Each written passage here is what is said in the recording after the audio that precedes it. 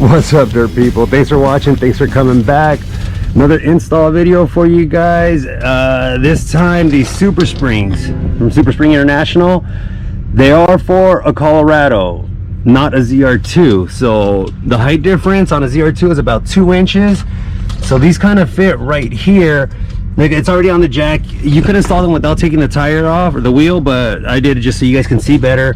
I've had it installed, I don't know if you can see on the other side back there, I've had it installed on that side for about 1,000 miles. And like I said, because they're too short, well, here goes. I'll just be straight up with you guys. I'm trying to do an experiment.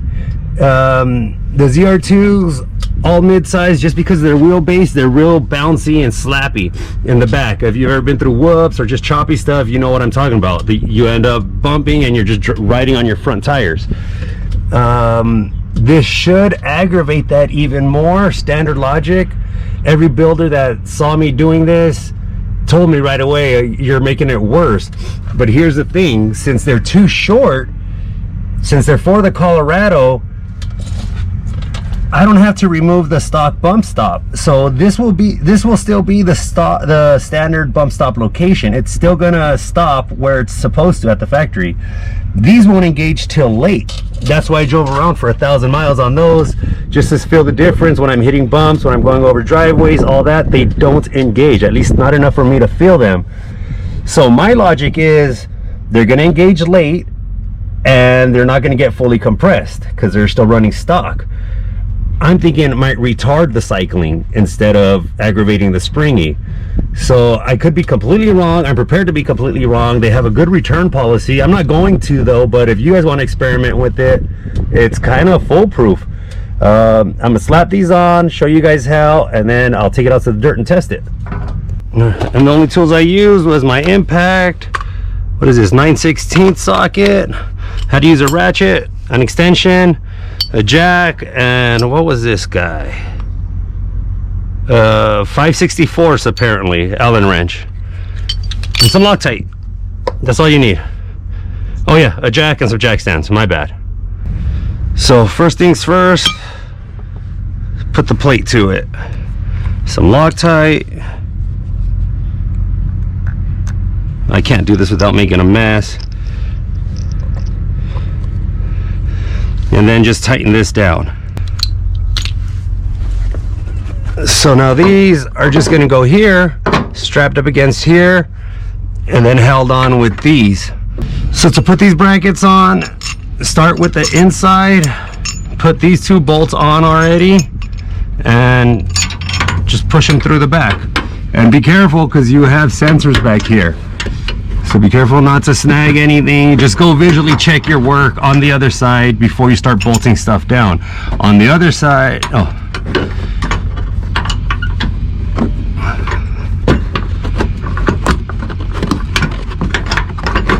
There. I'm gonna cut straight to the other side and show you guys what you have to look out for over there before continuing here. On this side, the passenger side, see, I gotta address this here. I had to relocate this. It goes strapped in there. So I'm just gonna zip tie this to this bolt or somewhere else up here. It's just a sensor. But yeah, watch out for cabling. All right, so back to this side. Just drop these in. Put them in through the holes.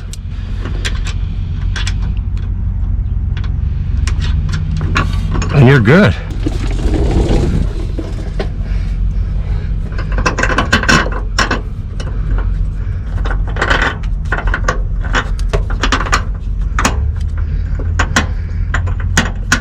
And oh yeah, there's cables here.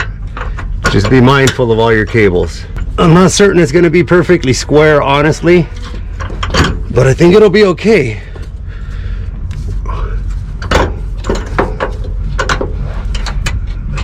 Honestly, I wish this wasn't in the way. It's not perfectly square, but I think it's good enough. So it's a 9/16, and you might as well just make a mess with the Loctite now.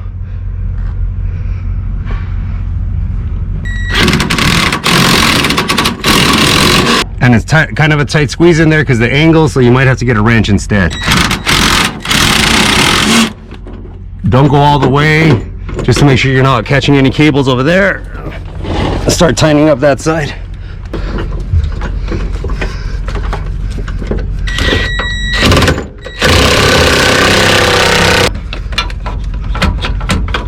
Damn it. So this side sucks. I got to do it with a ratchet. That's cool. And these look like they're square enough already, so I'm just gonna go ahead and start tightening it. Is what I meant. This one's not perfect, but it'll do.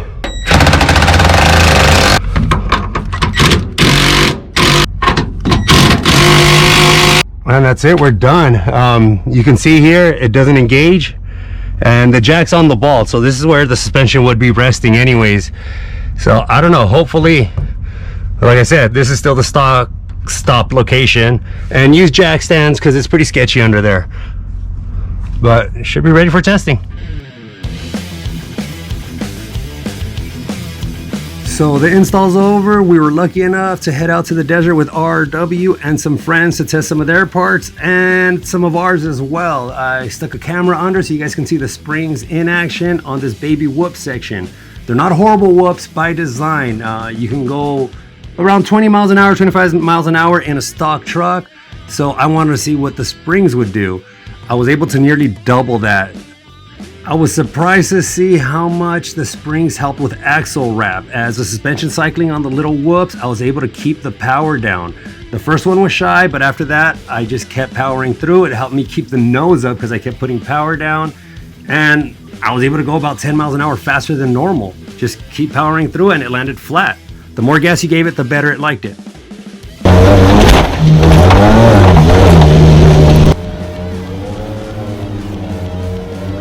First pass here, so I was shy on the gas and it cost me, but I felt the truck handle much better than before.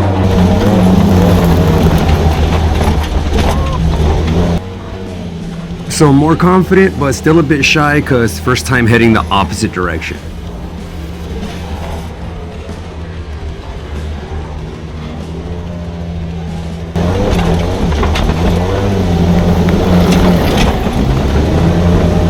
So by the third pass, I'd already figured out that I can keep putting the power down because the axle wrap, and I can keep my front end up a little bit. More confidence for the next one.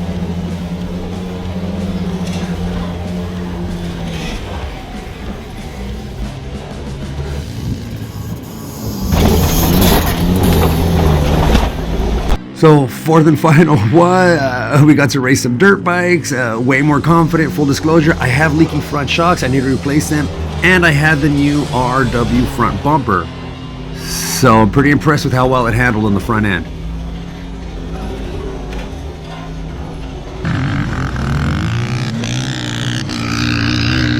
So that's it, guys. Thanks for watching. Please subscribe, like, and share. Huge shout out to RW for helping us record. You'll see some of this footage on a later video where we went testing with them, probably the next video. So huge shout out, links in the description, links to the springs. I love them. I couldn't recommend them more. I think they're one of the best bang for your buck mods for the ZR2.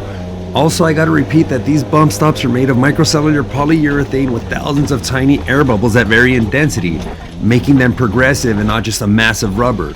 They've been tested for over a decade on thousands of Border Patrol vehicles and are designed to operate in over 200-degree temperatures to as low as -25 degrees with zero impact or deformation. So until next time, keep building your truck, keep finding cool trails, cool people, and of course, keep it dirty.